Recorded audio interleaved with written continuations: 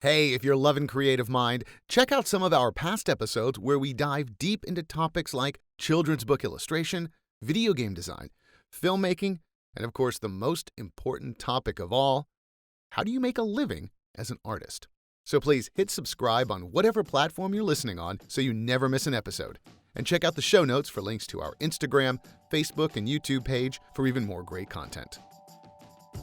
I would sometimes draw on the chalkboard before the students would arrive to class, and we would be studying cross-hatching or something.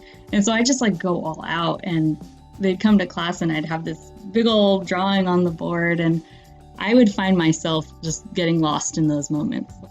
That is our next guest, Caroline Boccovecchio, an MFA student in painting and drawing here at the Academy of Art University in San Francisco. Her creative process involves the exploration of that part of us that finds happiness and contentment in those simple things in life, like flying a kite. Throughout her career as an educator, Caroline taught art to students in Germany, Okinawa, and Tokyo in Japan, and of course back in her hometown of Fresno, California. We had the chance to talk with her right as she was in the middle of packing up her and her entire family's life back into boxes to head back to Germany to teach as well as finish up her MFA online. Here's our conversation with Caroline Boccovecchio. You are an MFA student here at the Academy of Art, but you've been painting for a long time. Tell me what got you into this world of wanting to become a full-time working artist. Yeah, I've been making art since I was really young. My father was a painter, self-taught, and I was heavily influenced and inspired by all the art in our home and the artwork he was creating at a young age. I have to mention that because I think that's really where a lot of this, the seed was planted. But as far as a career, I think it happened when I attended a high school that was geared towards the arts. It was called Roosevelt School of the Arts. And I think some of the opportunities that came along with that program, I took my first art classes, painting, drawing, and they would take us on field trips to visit art schools. And I think that was just whoa, this is an option. I didn't really know a lot about that. Having said, my dad was self-taught. So that was just a world that was completely new to me. That was around towards the end of my high school experience. And then I had the opportunity to attend a program called CISA, and it was a program for high school students who are interested in the arts and interested in pursuing a career in the arts.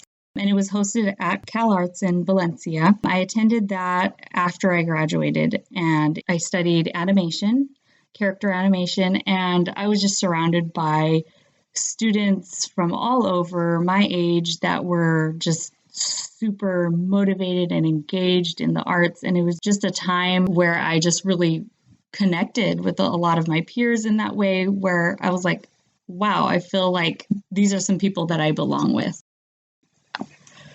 Yeah, it really felt like I connected with the people there.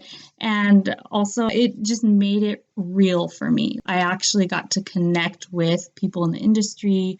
And at the time I was studying animation. So it was artists from Disney and Pixar. And so that was just huge to see people actually making a living in the arts directly, one-on-one, and having those conversations. And I remember getting to share my sketchbook with some artists working, I think, at Pixar at the time. And that was just huge for a student at that age. That was a big learning experience for me. Before you went to this summer program, had you just not met any artists your age? Not really, no. My exposure to the arts was through my dad. And he was actually really great at getting us out, visiting museums. There was a little bit of a separation. So it was me and then the art world over there. And I was very fortunate to, yeah, exactly. But it was great that we got to kind of be exposed to that by visiting museums like the MoMA, the Asian American Museum in San Francisco, and the art museum here locally in Fresno. So we often did that we had that experience. So I think that was great for me as well. But as far as peers and meeting other people who also were interested in the arts that were my age, yeah, I didn't really have that until high school or after high school. And that's tough because I know it's hard for a lot of artists to really find their peers, even at a young age. Part of being an artist has that insular singularity where it's like, no, it's just me doing my thing.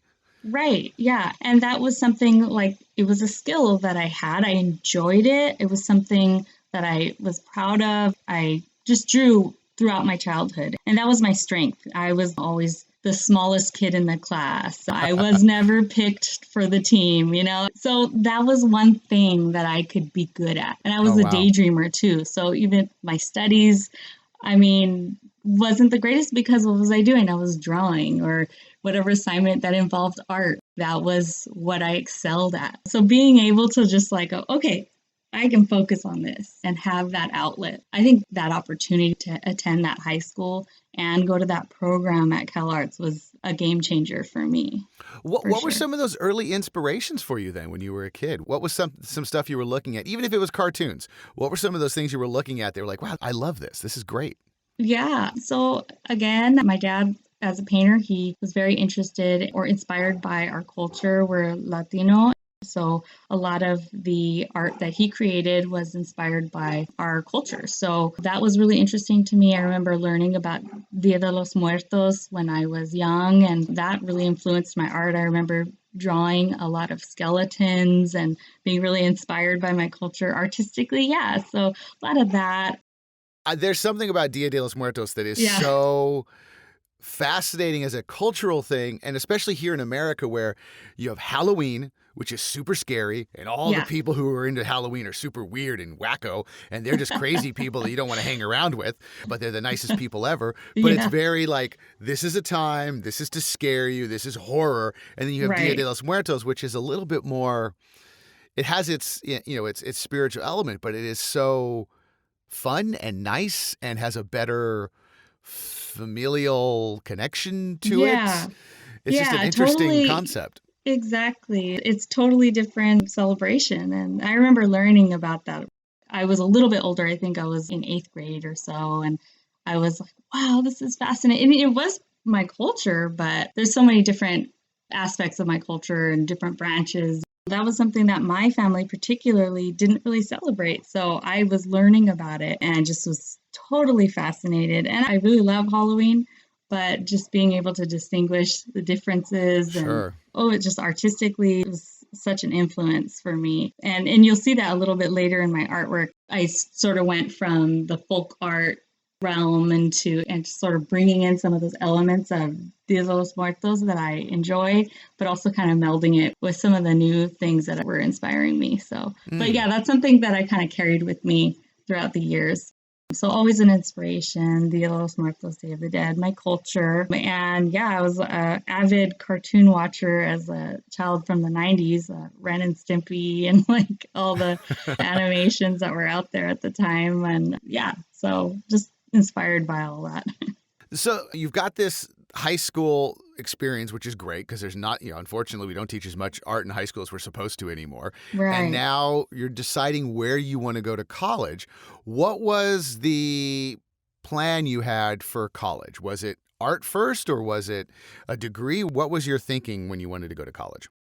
What I ended up doing is I enrolled at Fresno State University. I worked on my general ed there and my bachelor's in art. My original plan straight out of high school was I wanted to go to art school. And I didn't quite know the steps to get there. I think coming from a family of educators and something I take pride in, my family, it's very much a part of our identity. My mom's a first grade teacher. My dad is a professor at Fresno State in education, and my sisters are both educators. That's just the career of the family, So I felt like that was both a great asset because my family here, they were very dedicated teachers. And I think having that experience, they very much encouraged me to pursue that. And I could see what a great profession that is. And I was inspired by that. But at the same time, I knew that I wanted to go to art school. I knew that I wanted to pursue something in the arts. I just wasn't sure how to get there. And I think my parents, they saw my skill and they were very proud of me. But at the same time, I think there was just a lot of unknown, and there was some uneasiness about how do they support me in that. And I think what they were familiar with was with their career path. And so I was encouraged to do that. And so that's kind of where I went. I went with teaching. And in my heart, like, again, I admired the profession and what my parents did and what my family did. But there's an element of like, there was some fear there. And I didn't really know the steps to take to pursue a career in the arts. So when I first started working towards my credential, there was just some unease as to like, is this really what I want to do? And I wasn't sure. I just kind of jumped in it. And looking back now, like reflecting now, I'm grateful for the experiences I got through teaching. I ended up teaching for 11 years, and I couldn't have anticipated that. It was a little bit, like, oh, I want to go straight to art school. This wasn't the plan I had for myself. But again, I can't imagine having changed anything. Like, I'm grateful now for the experiences. What were you teaching? Did you get your elementary education yeah. credential, or what was your focus?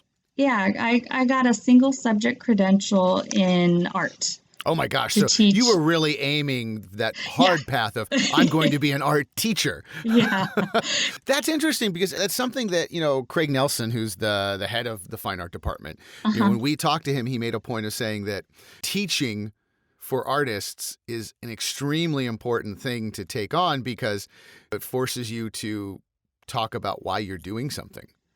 So true. And it forces you to see other people. Mm-hmm. Yeah.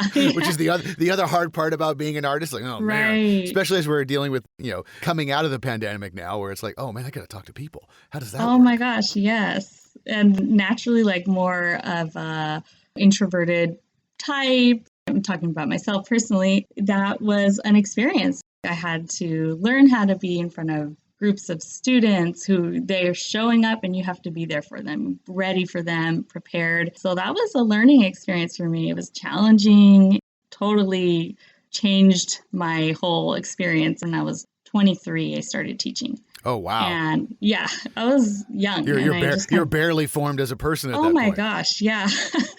But it was amazing. I got to teach right out the gate with the Department of Defense. I was teaching at a high school in Baumholder, Germany. Oh my gosh. And, okay, we had talked about that before, but how does that work? How do you just go, well, I'm just going to go teach in Europe. Yeah. Sorry guys. I'm out. I'm on a plane. Got to go. Oh my gosh. It was a stroke of luck. And my husband and I, at the time, we were just dating with plans to get engaged and all of that. We had moved out. We were living in San Jose at the time, and I was planning to be a substitute teacher. My husband had just found a job. And I had just graduated from the program. We were ready to make it work. And then I had applied for this position, and I get a call back a couple months later from a principal in Germany, and I had almost forgot that I had applied.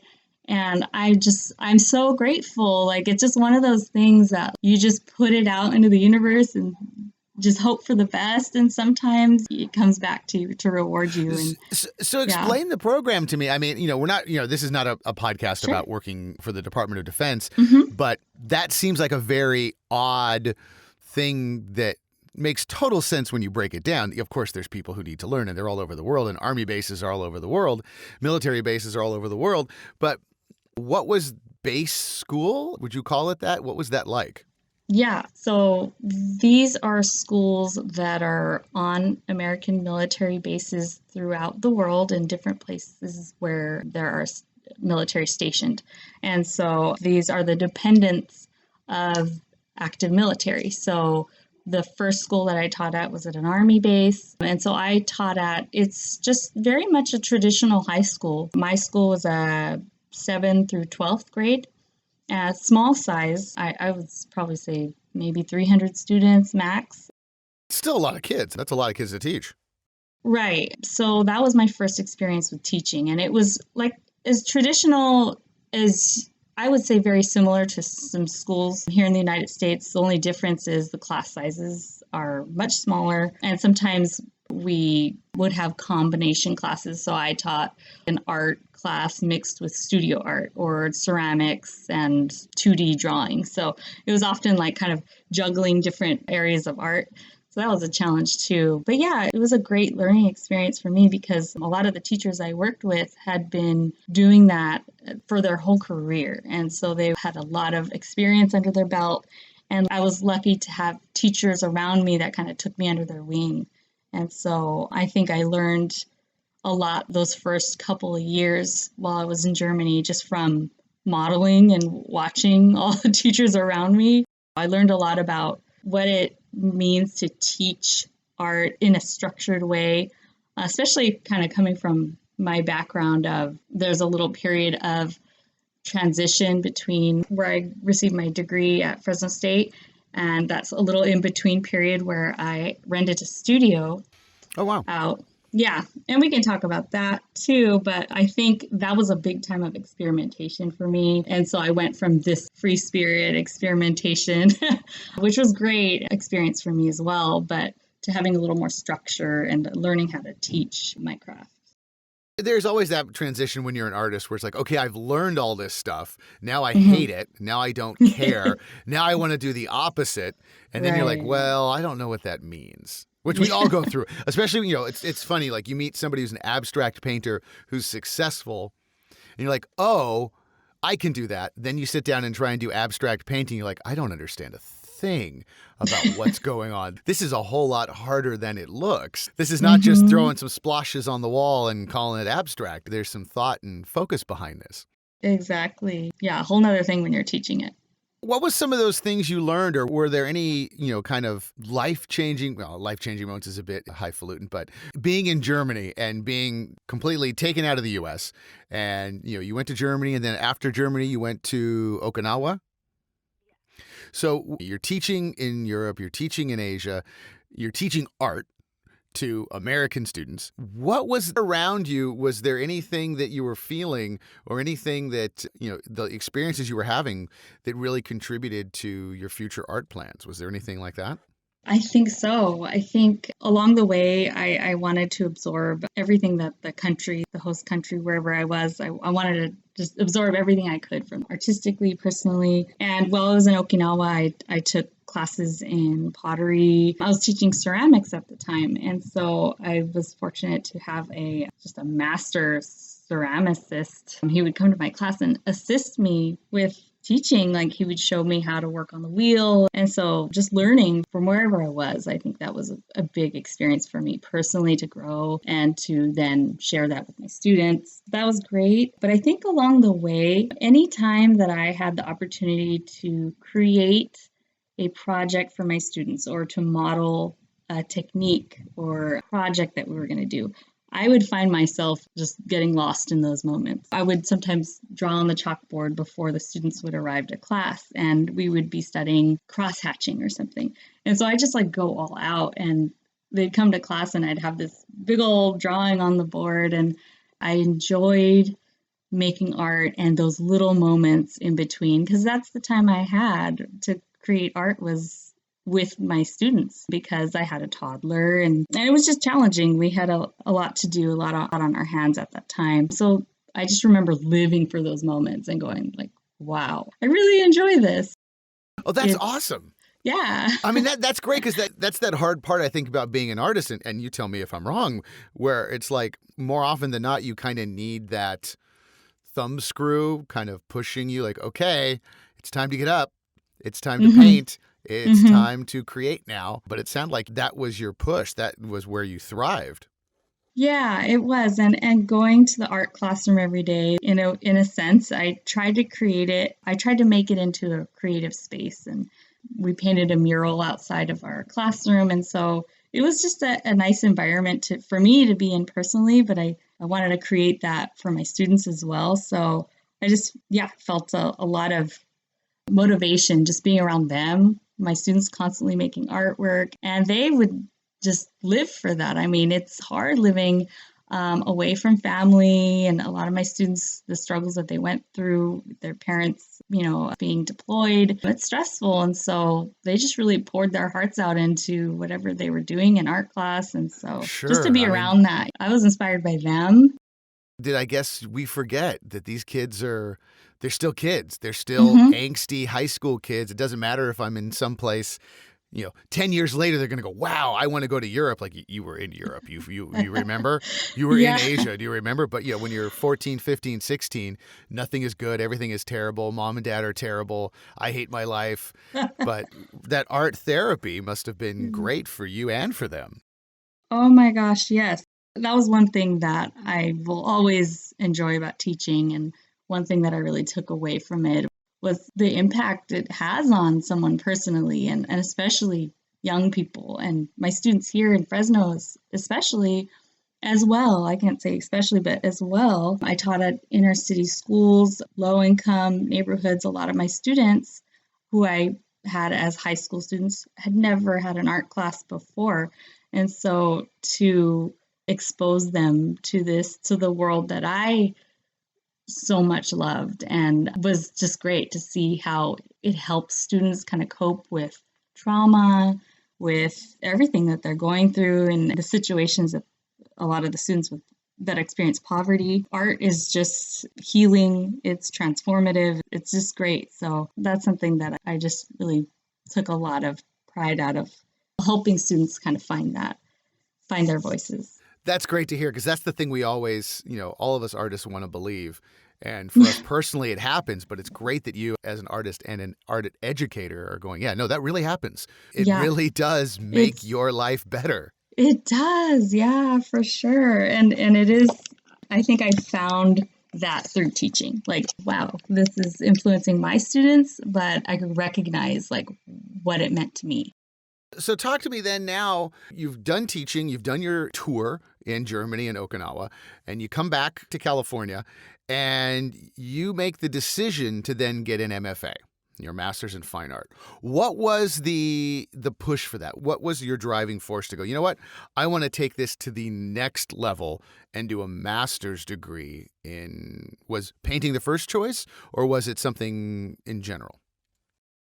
Well, I think there was a little period of time after I left working overseas where I was starting to reflect on, like, okay, just a little stagnant time where I needed a push, I needed a challenge, and I wasn't quite sure what that was going to be. And there was that nagging voice. I call it nagging. I mean, just that gut feeling where I knew I truly loved art, but I just wasn't sure. Still that fear, that unease, or not having like a for sure outcome. I knew that there is an outcome, but sometimes with that jump to follow your passion, you don't always know where exactly it's going to take you. So I think that was a little bit of a fear for me. So I considered some other options, but at the end of the day, I think I was like, you know what? This is never going to go away. I'm going to be like dissatisfied if I don't follow this. And I just kind of took the leap and I did it. And at the end of the day, like, you can listen to advice from here and there. You just gotta kind of need to go with your own instincts, your own gut. And I think that's what it was for me. It's like, I need to do this. And so I just did. I remember talking with my husband about it, and he was very supportive, and my family was very supportive. So, and that helped a lot. Just having people like say, hey, if this is what you want to do, go for it. And I just went for it, and I'm so happy I did. And I knew at the time I wanted the degree. That was my sort of end goal. I wanted the MFA degree, and I'm still pursuing that. But along the way, you get so much out of it. I've learned so much. I've grown a lot in the last 2.5 years that I've been in this program so far. And then some of the other things, awards, or just different things that come when you totally immerse yourself in something you love. And that, I think, was the unexpected piece about going for my MFA is so much more than just a degree, Hey, just want to take a very quick break and say thank you for listening to Creative Mind. If you have any questions or thoughts, let us know. Click on the show notes for our email or head over to anchor.fm/creativemind to leave a voice message. What was the attraction then for you, not just for your MFA, but to come to the Academy specifically? What was that? Why did you pick the Academy? Yeah, well, I was looking for a school that offered the MFA specifically. And a lot of the programs that I found, you had to attend in person or you had to attend at least half time. And at the time, I was working full time as a teacher. And my husband and I, we needed both of our incomes to make it work. And teaching incomes, unfortunately, are not the greatest incomes. And even worse, you're a teacher, so you know this. And for people who forget, my mom was a teacher, so there's a part of me that's like, no, this, give teachers a whole lot more money and shut up about it. Just give them more money. And you guys are working 20-hour days, it seems like. Forget the 8 to 3 silliness. You guys are working nonstop. Yeah, it's a lot of work. And so I was just like, I didn't think we could do it any other way. And so I was just happy to find Academy of Art because they offered the option to take classes 100% online. And I did my research. I wanted to make sure it was accredited and I was concerned about that. But yeah, everything checked out. And I looked at the professors and the program in fine arts. I was very impressed and I just jumped right in. I applied and the application process was pretty easy as far as getting my paperwork done, all of that. And it just kind of everything flowed. And before I knew it, I was enrolled in the spring of 2019. And I was so excited. I was so ready for it. I was ready for the instructors, like any feedback. I just loved it. And I remember telling my parents and they were excited for me. And I remember telling my dad and my mom, I was like showing them my assignments as like a 31-year-old or whatever older than that. But look at all the cones and squares I made. I made a sphere. Look, it's a sphere. It looks like a sphere. Look at my sphere. Put it on the refrigerator, Mom. Put it on the refrigerator. Exactly. That was me. I was like so excited to be in school again. It had been many years and I was doing something I loved and just eating it up. I just loved it. Well, let me ask you this because this is this is a good personal question for me. Sure. And I may cut this little part out where I explain why I'm asking you this. So I'm the production manager for the online video department. Oh, so my department makes all the videos. So one of the things we're always figured out is, how do you learn online? Yes. It's a difficult thing. So let me ask you, for you as somebody who, and this is not a raw, amazing academy. You can say what you want. I don't care. But it's I don't care if you say something negative. It's more of, this is not me trying to get you to give us the greatest marketing material ever. But it's more of, when you are somebody who's learned art and you've also taught art, what were some of the things that you saw from the online experience that were helpful? How did that work for you as an artist to be working online?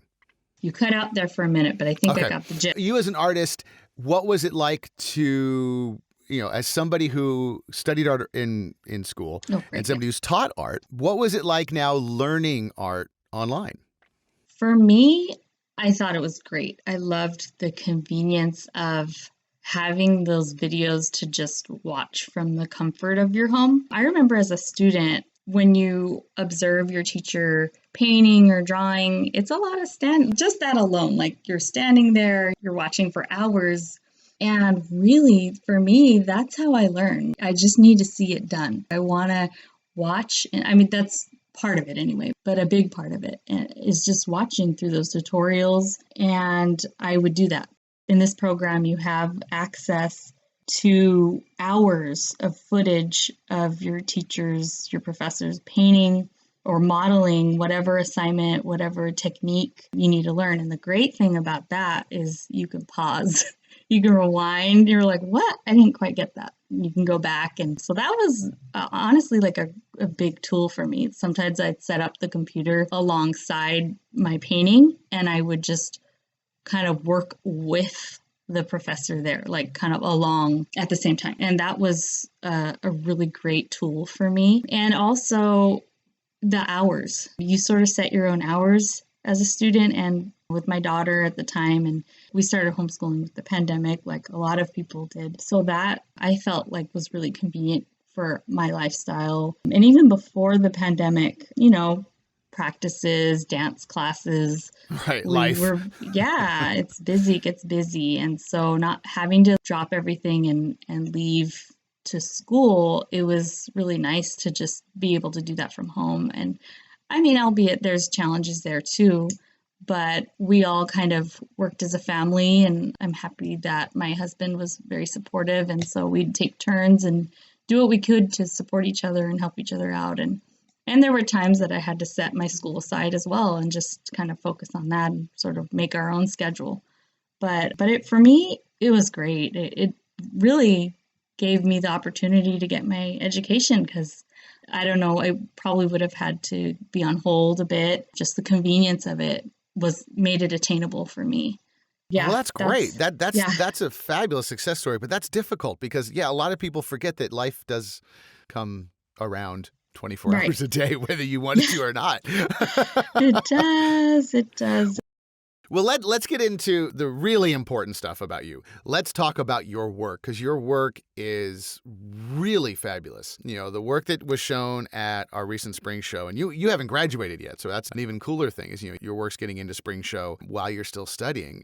These portraitures series that you're working on is great. So tell me about this thesis project you've got, and we'll put all the images up on our website and Instagram. We really want people to look at that in the show notes.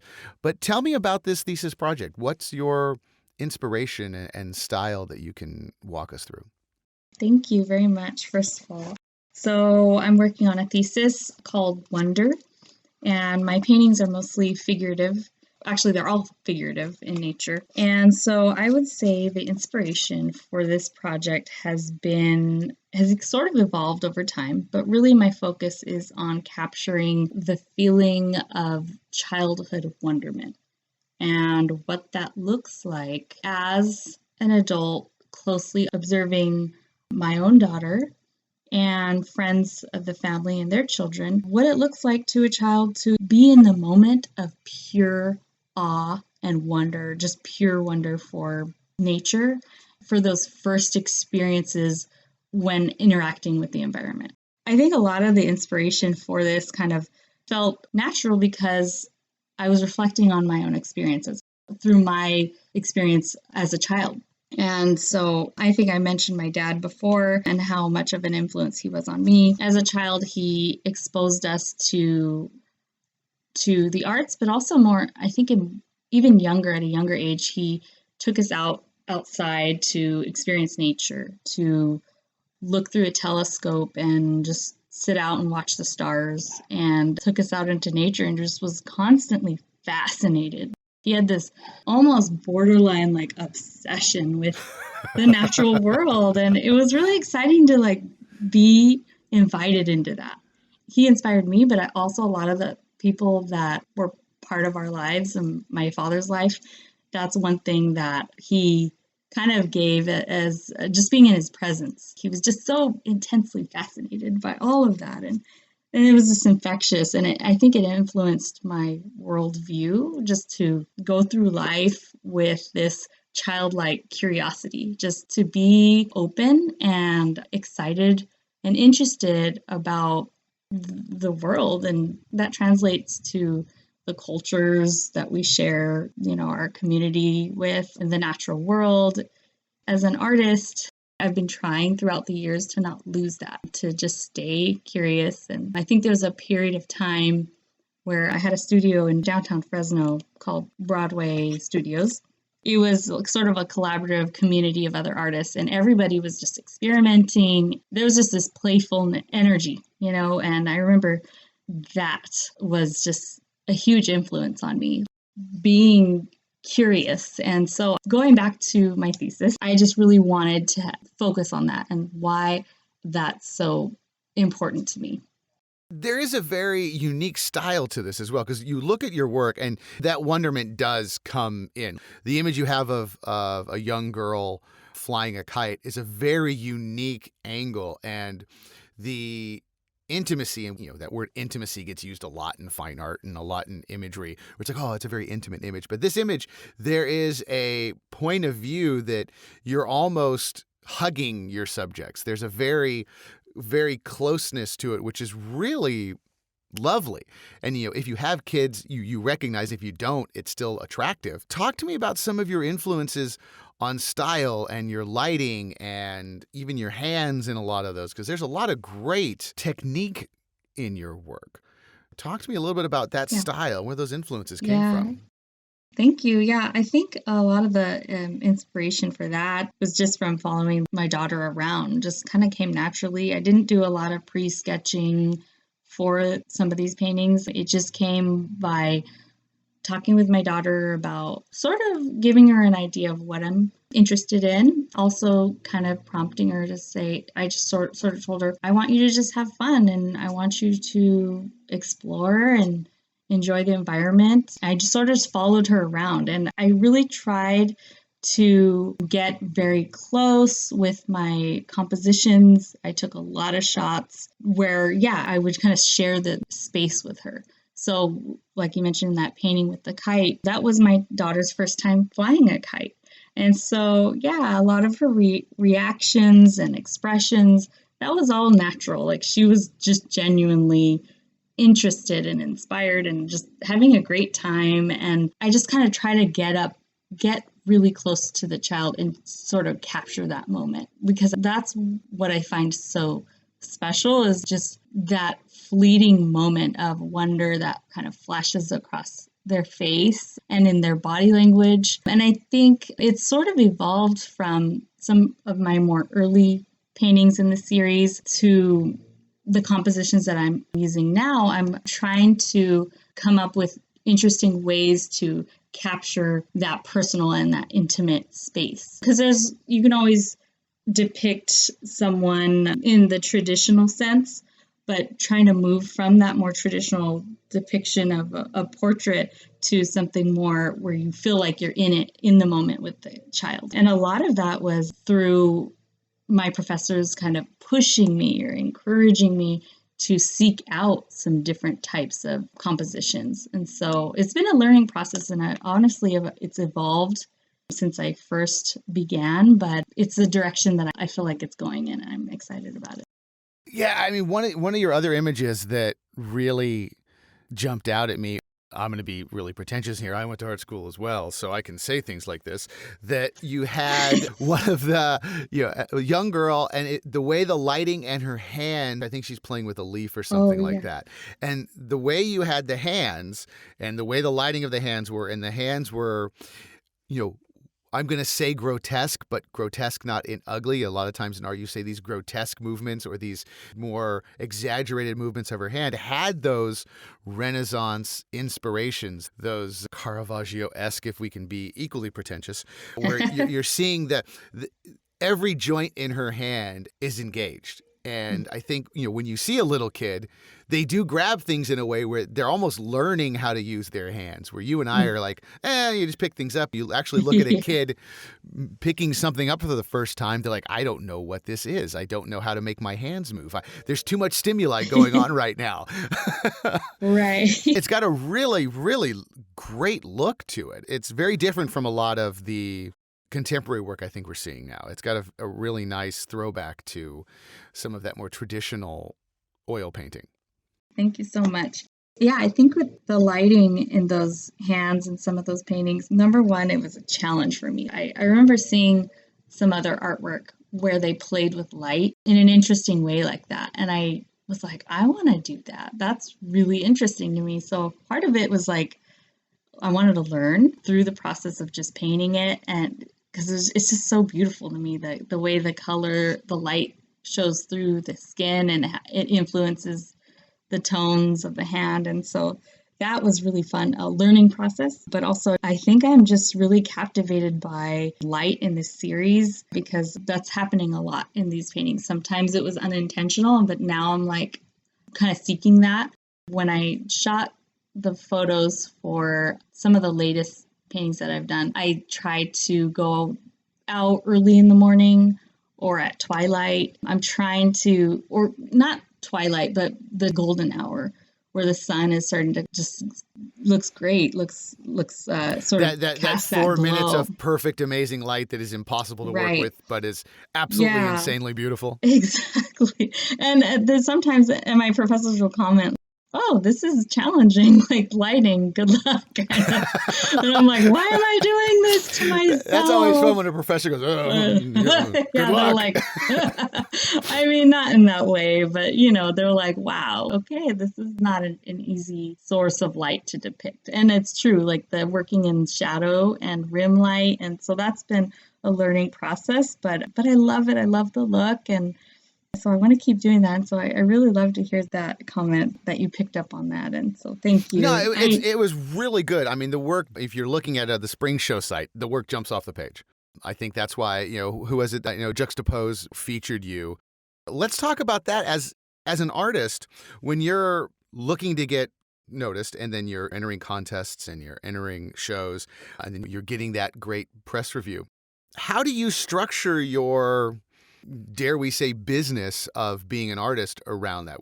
How are you choosing shows and how are you doing the things you do to get seen? So much of this right now, I'm just getting my feet wet.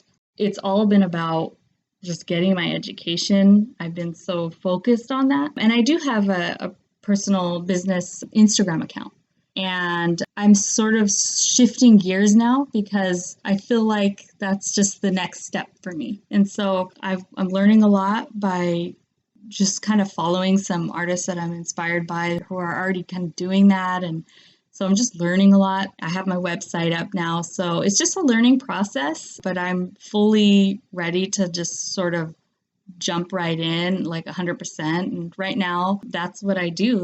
I'm not teaching at the moment, and I'm 100% in school and also a working artist. So I'm interested in taking different paths for income, like education. If it pops up again, I can go that route, but also exploring what opportunities that I can, with either making prints, or I'd love to have a gallery show with other artists. I entered a few competitions recently, so that's all very new to me. And so I'm just kind of jumping right in right now. And I think the opportunity to have my artwork featured in Juxtapose, that was a pivotal moment for me. I think where I had these goals of pursuing my degree. These are just things that I didn't really have on my radar. And I think when I got the notification that I was going to be featured, not only it just lifted my spirits, but it was just validating to it's like, keep going, or you can set your bar higher and just keep reaching for that next goal. It was just a stratospheric, I can't even explain the excitement over it. I mean, I was so honored and so humbled, and I think just that alone caused me to just sit and reflect. Wow, what else can I do with this? I'm really going, yeah. So I'm just really excited about what's to come and learning and just going one step at a time. What you said is just a great attitude to have, well, now I can set the bar higher. Right. I got to rung 10. I guess there's an 11. Yeah. I can go to 12. I wanted to ask you, to go back a little bit on the school stuff, because you're still in school, which is always funny to say to a grown adult, you're still in school. How's school? What are some of those techniques and some of the instructors? Because really I want to find out the things that you're learning in a master's program and for a thesis is very different, because a lot of people, when they do a master's, it's I have to write a paper. And then I write this paper and maybe it matters, maybe it doesn't, but that's the deal. When you're doing a master's thesis in school, you're creating a massive amount of art. I mean, you're creating a feeling and a vibe. Some of those instructors and some of those techniques you learned, what were some of those? So if you can give me some specifics on those that you went, wow, this is something I never even thought of, or this is a person who gave me some advice or critique that really motivated me the right way. Yeah, that was huge for me, having the ability to connect one-on-one with my professors, both through Zoom and just this constant dialogue through online chats and online messaging. That feedback has been huge. So I've had some professors throughout this program who have looked at my strengths and also identified areas personally that I need to improve on, and down to the specifics. If there's something that I need to improve on, the way that I'm handling my brushwork, or how to show an authentic representation of space through color tones and that kind of thing. I've learned so much through that one-on-one feedback. And then also being able to take criticism and learn from it and be able to say, I'm here to learn and accept any and all feedback. That's what helps you grow. And so that's what I've done, really, is humbled myself and just been like, hey, give me any feedback. I will take it and learn from it. What was some of that advice and feedback, and who gave it to you? So my professor this semester, why am I blanking? Don't include that part. The guy who holds the paintbrush on the video, that guy. Sorry, I'm not supposed to say that. I wrote his name down and now I can't remember. It'll come to me. Hang on. I had Jessie Mangerson, Carolyn Meyer, and so many other professors. I can't even name them all right now, but I've had so much encouragement and helpful feedback. For me, I think one of the big takeaways this semester was pushing myself to take an extra pass over my work when I think it's done. Because sometimes I'll be like, this is the best I can do, or I'm tired. And I don't say that, but that's how I feel at the end of a project. And, there's deadlines and there's that part of you that's like, I'm done. Or not even having the vision to know where a piece can be taken. And that's where my professors with experience, expertise, where they come in and they're like, you don't have to do this, but what if you did this? Or like, I challenge you to take another pass over those hands or take another pass over the face on this side. I encourage you. What do you think about this? And the lazy part of me are like, I'm like, I'm done, I'm tired. But every time I've done that, I amaze myself because I'm like, whoa, I didn't see that, or I didn't know it could be taken to that level. So that is where I'm very grateful to have had that person there to have the foresight to see where it could go. Because you're doing figurative work, which, we're right. being fancy and saying figurative work, but you're painting people. Right. The most difficult thing to paint, because oftentimes if a person doesn't look like a person and you meant it to look like a person, you're in trouble. You can do abstract, you can do, interpretive, but if that person's supposed to look like the person in the picture and it doesn't, you're in trouble. I know. Give us a few tips and tricks that you've learned, or some of those things that you've had to really focus down on when it comes to painting people. Ooh, yes. I think for me, trying to jump into highlights too soon, like it's a big no-no for me. And I would get excited about those exciting areas in a painting where the light is just perfect, and jumping in too soon, it's like, whoa, I've got to back up, and this needs to come as a process, and so I'm working on layering and starting with the darker part or the mid-tones first and sort of building on layer by layer and then leaving the lightest areas of the painting last. And same thing for the darkest darks. Like if you jump into that too soon, then you kind of don't have a sense of the range of values that really bring out the dimensionality of the portrait. So it's been a process of learning how to kind of pace myself, and also it's not going to get done in a day. In the style that I'm working in, I need to sort of let the paint dry after doing, a pass basically, and then come back and then work layer by layer. Because you're still working in oils, right? I'm working in oils, yeah. Okay, so it's not the most forgiving.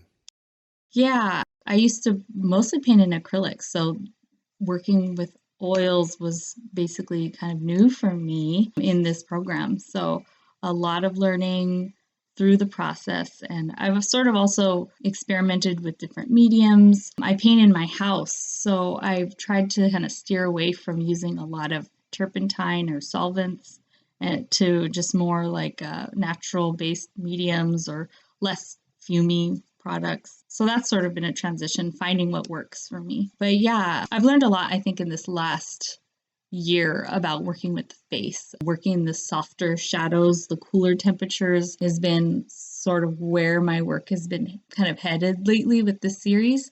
So I feel like I'm still got a lot to go, but I'm feeling a little more confident. It takes me a little less time than it used to when I started the program. A portrait took me, or a thesis work would take me weeks and weeks to where I can shorten the amount of time it takes from start to finish. Yeah, I think it just comes with time and putting in that time and experimentation. Learning those, I'm calling them tips and tricks, but they're actually a skill set of how to make that stupid hair on a stick do the thing it's supposed to do. Yes, exactly. To kind of wrap it up a little bit, you've got this, we've kind of ignored it this whole time, but you're like living in boxes because you're getting ready to leave America again. So tell me, how's this going to work for you? How is this plan you have? Tell me about it. What's happening now for you in just a short 3 weeks? Yes, a lot is happening. It's all very exciting. So we are moving out of our house. We sold our home that we've lived in for about 6 years now in Fresno. And my husband accepted a job to work in Germany. We're going to be in Bavaria. And it's through the military, branch of the military. And so we're headed out there in August. Very excited. I think I was a little scared at first because it's just packing up and moving away from our family. And so there's an element of like, it's a little scary, a big move for us, but ultimately very excited. We lived there before. We just loved the environment. It's very green there. The lifestyle, the slower pace of living in Germany, we kind of gravitated towards that. And the language my husband can speak, and I'm currently learning. As far as my career, like the direction that everything is headed, I'm ready for it. I am still in school, so I'm going to be finishing up online there while in Germany. And then I want to seek out opportunities for continuing my education. I know there's at Liège, and there's, I think, Art Renewal Center is nearby, one of the places for that. Yeah, I just looked that up. I was very excited about that. And also the whole gallery situation. I'm interested in getting more exposure through galleries or some experiences with that. So I'm very open right now, and we'll see what's to come, but I feel excited. You are living that strange dream that so many people have where it's like, if I can be an artist and go to Europe, and you're like, yeah, I got to go back to Europe again. Okay, fine. All right, we'll figure it out. Yeah. Oh my gosh. It's really cool that we got this opportunity again. I was super shocked because it's hard. We've applied to some different positions, and there's a lot of people out there looking for work right now, and it's not easy. And this just kind of came along, and we're like, well, we better go with it. Yeah, right. So, exactly. yeah. To officially wrap it up, what can we expect to see? Where should we start looking at your work, and where should we look to follow you for everybody we've talked about your work and we want everybody to see it. Where should we start looking? Awesome. Well, I'd be happy to have people follow me on my Instagram account. I'm going to post updates on our move and my work. And that one is basically my last name. So I just shortened it because Boccovecchio is very long. It's BV Artist. Okay. BV_artist. And that's probably the best way. I also have a website, and it's carolineboccovecchio.com. Hey, we will put all that in the show notes for sure so people can follow you. This is exciting. I'm super excited and angrily jealous at you for being able to go. Gotta go to Europe again. Sorry, I'm out. Getting paid to go live in Europe. Sorry, guys. But it's really good because the work is fabulous. And we'll check in with you again as you get closer to graduation, because I think very few online students get to pick up and leave in the middle of their education. Go, you're going to another country. I know, it's crazy. I can't even believe it. It's nuts. We're very grateful, very excited, and just going with it. So there you have it, a true, and I hate to say it, masterclass into the world of fine art painting. And as more and more art and design career opportunities are on the rise, employers are always on the hunt for the next generation of talented and skilled creative professionals. And at the Academy of Art University, you will get those work-ready skills that employers and, of course, galleries want. You can study on-site in downtown San Francisco and, of course, anywhere in the world with our online programs. To request more info about our 40-plus areas of study in art and design, including painting, illustration, game design, and more, visit our website at academyart.edu/creativemind. Thank you for listening. I'm Bobby Brill, and this has been Creative Mind.